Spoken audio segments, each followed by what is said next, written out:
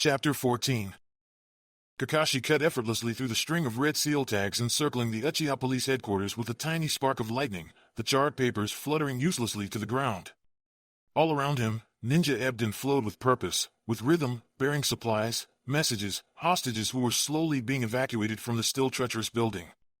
He stepped over the blackened mark burnt deeply in the earth, the only sign of the shattered four violet flames barrier, putting one foot in front of the other, moving forward because it was the only thing he knew how to do.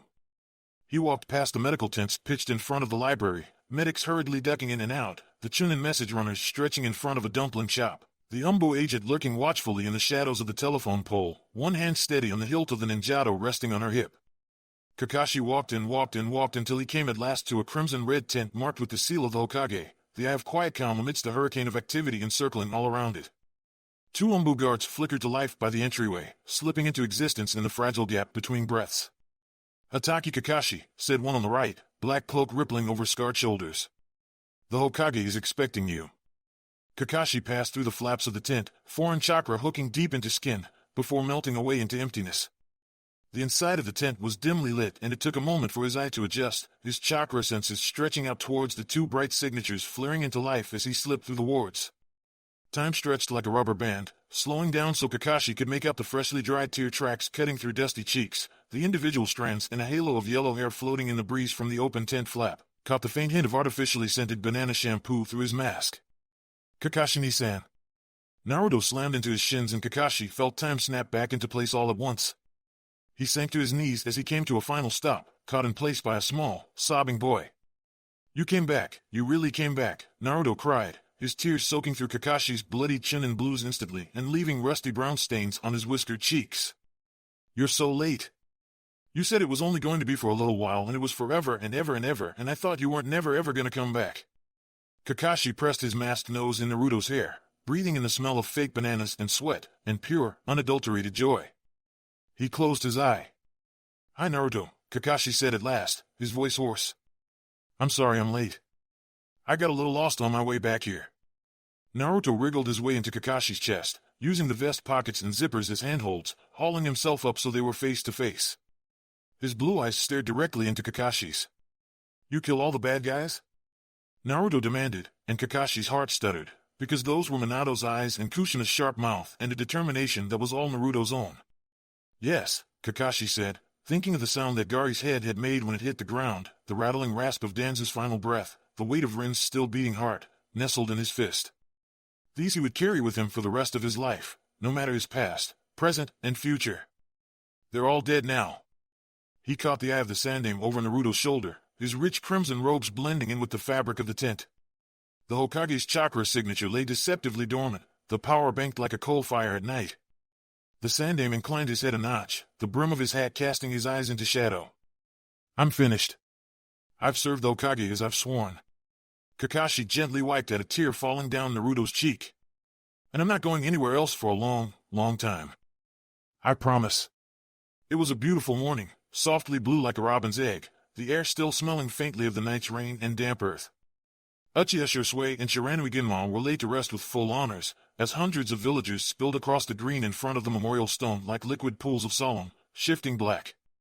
Uchiha fans brushed against the curling symbol of the Hyuga clan, the fangs of the Inuzuka, the waves of the Nara, all bearing and bound by the spiral leaf of Kanagakur, the village hidden in the leaves. Itachi observed this all underneath his long lashes, with a cold, numb detachment, and there was only one thought circling emptily in his head: this is what he died for. The Hokage raised his hands in the air rippling with intent. The crowd stilled. "We have gathered here today to honor the sacrifice of our greatest shinobi." "That's a little rude, isn't it? Watching from the shadows and not even bothering to grace your cousin's funeral with your real presence." Itachi tensed slightly as a freshly sharpened kunai hit the tree he was leaning on with a dull thunk, cutting away a few stray wisps of his bangs.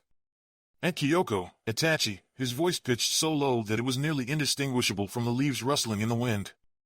His aunt acknowledged him with a wide grin, too much like Shirsui's and yet not enough.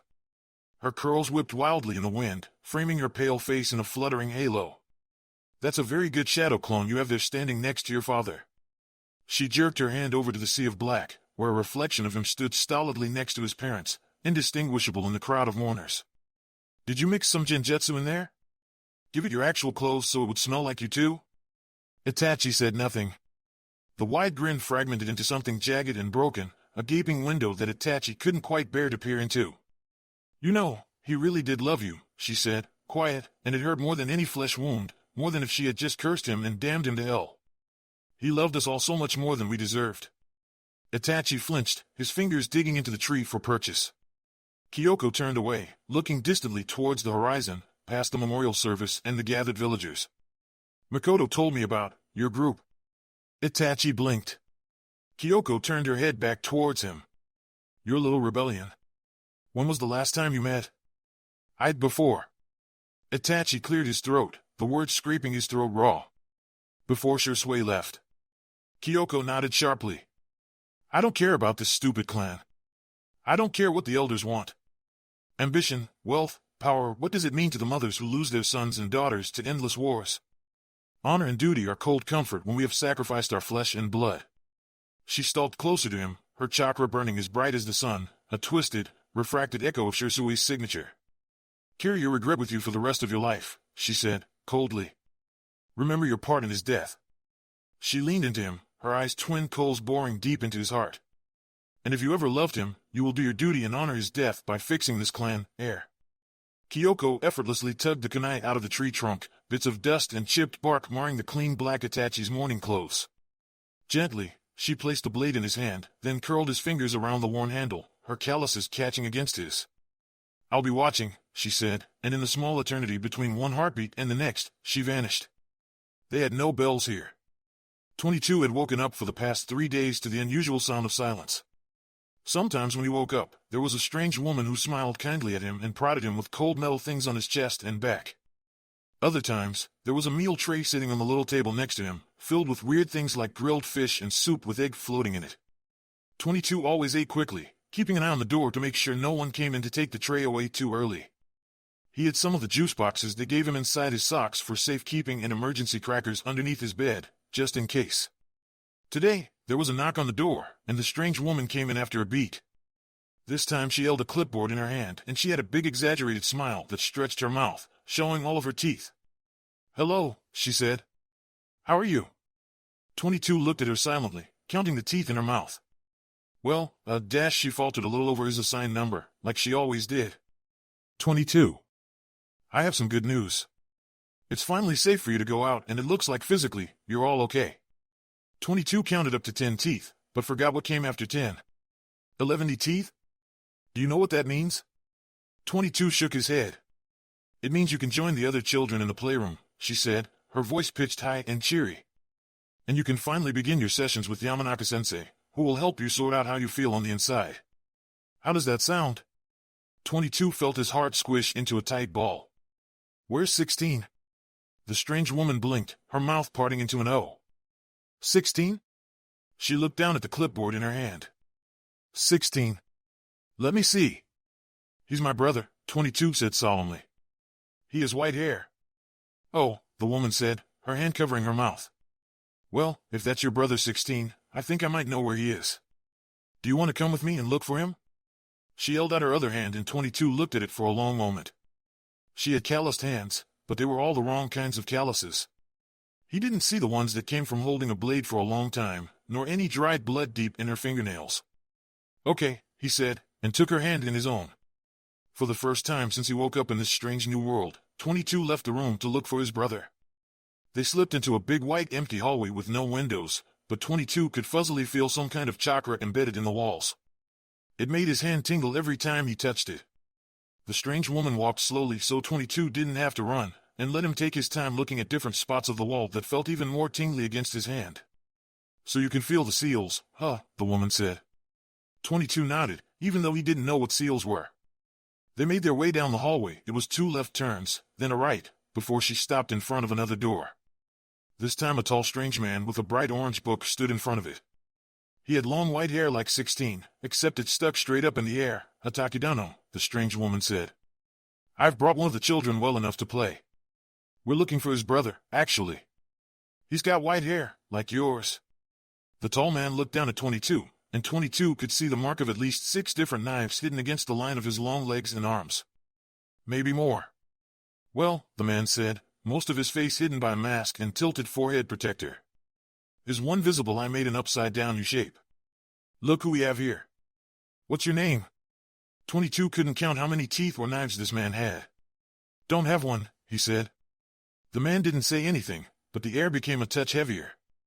You know, he said at last, casually. That's something you can change. Maybe you can pick your own name out when you feel ready. Pick a name? 22 squinted up at him. That doesn't make sense. Neither does have a number assigned instead, the tall man said, and 22 couldn't think of anything to say back. Just think on it a little.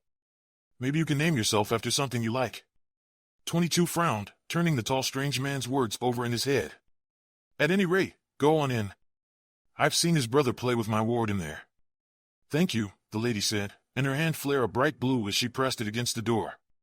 It swung open, revealing a big, wide, sunlit room, filled with colorful blankets and blocks and a group of other kids huddled around a television, in color. 22 saw with awe. The door slammed shut behind them and all of the kids looked around, but 22 paid that no mind. It's Super Sentai Samurai Warriors, 22 shouted. It's real!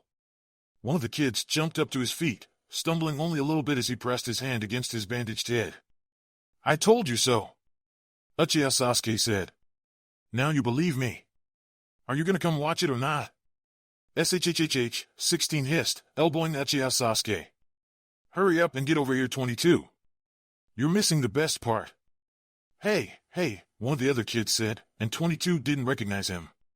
He had bright yellow hair and funny lines on his face. What's going on? Who's this guy? He's one of Sasuke's friends that Kakashi-san and Itachi-san saved, obviously, another kid said scornfully. 22 also did not recognize her and her pink hair. They looked a little like the kid versions of the Super Sentai Samurai Warriors with their bright hair. Come and sit down, she said impatiently. Otherwise Sasuke's going to fall over again and then we all have to stop watching. I am not, Sasuke sulked, but he sat down again next to Naruto and 16, still looking a little wobbly. Come on, little brother, 16 smiled, and 22 went over to sit next to his brother and Uchiha Sasuke and the boy with bright yellow hair. Hey, the strange boy whispered very loudly, prodding his finger into 22's ribs. If you're Sasuke's friend then you can be my friend too. He stuck his hand out. I'm Uzumaki Naruto. Friends? 22 took Naruto's hand, soft as a new kid's hand, like someone who had never held a knife in his hand before. Okay, he said and shook it. Friends. Naruto grinned at him and pumped his fist. Yeah. I've got a new friend. SHHHHH. Sasuke, 16, and the girl with pink hair shushed him, all at the same time. Quiet. They can be your friends too, Naruto whispered loudly again, ignoring them. You ever play Exploding Note Tag? 22 shook his head. Naruto grinned, his mouth stretching open wide enough to show teeth that were pointy and sharp, like an animal's. Oh man, we're gonna have so much fun. Tenza slipped in through one of the hidden Umbu passageways, keying past the wards, twisting around the traps, and came to a final stop in front of the window to the Hokage's office. He flared his chakra once, then waited politely on the windowsill for the returning flare of chakra from the Hokage's personal guard, indicating permission to enter. Tenza waited a beat. Then another. Suddenly, the window cracked open and Tenza flinched, nearly teetering off the edge and down 10 stories. He steadied himself with a bit of chakra and immense gratitude for the Umbu mask that hid his bright red cheeks. Hello, cat, the Sandaime said, a touch of amusement in his voice. Come on in. The Hokage stepped back and cranked the window all the way open with a touch of chakra-laced strength, ignoring the Umbu guards that lurked protectively in his shadow. Delicately, Tenza stepped through and into the office, careful not to step on the hem of the Hokage's robes. The Hokage shut the window behind Tenzu with a deafening screech, then stood back with crossed arms, looking out over the village sprawled underneath. It was just barely past dawn, the pinkish rays of the sun bleeding into the blue-black of the receding night. Curls of smoke rose from waking households and flickers of traveling shinobi skimming over the rooftops glinted in the rising light, the village slowly coming awake, as the shinobi were illuminated in the day.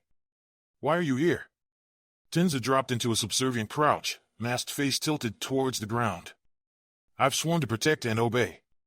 Your word is my command, Hokage-sama, Tenza said, echoing the Umbu oath he swore a little over a year ago. And? He stilled.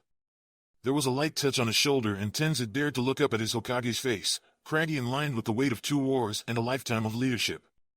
More than your oath drives you, the Sandaime said, his dark eyes unreadable. I don't mean to diminish the honor of your service, but I wish to understand what else drives you to me, to this particular mission. Tenza breathed out slowly, the weight of his mask suddenly pressing heavily on his face, the ninjato tucked into the curve of his spine, steel against bone. Kakashi-senpai made his choice, Tenza said, deliberately weighing each word. He is staying behind, to protect what lies behind these walls. The Sandaime's grip on Tenzu's shoulder tightened, inches away from the tattoo carved in his bicep. I have made my own choice, Tenza said steadily. I am leaving, to protect what is here. How can I serve, Hokage-sama? The Sandaime closed his eyes and his hand flared hot with chakra for a searing moment, before he pulled his hand away. Jiraiya is in rain right now, tracking the roots of Danzu's ties in the area. He sighted Orochimaru in the area. Ice flooded Tenzu's veins and the floorboards underneath him creaked with strained potential. Your first mission will be to investigate Danzu's ties to Hanzo and potentially Orochimaru's in regards to the political regime that Hanzo has established. Are you ready for this? Yes, Tenzu said, and smiled. The end. Thank you for your views, likes, subscriptions, and overall support of my ongoing efforts to bring great content to all of you. Check out my Patreon for more mature fanfiction. The link is in the description and like everywhere on my channel.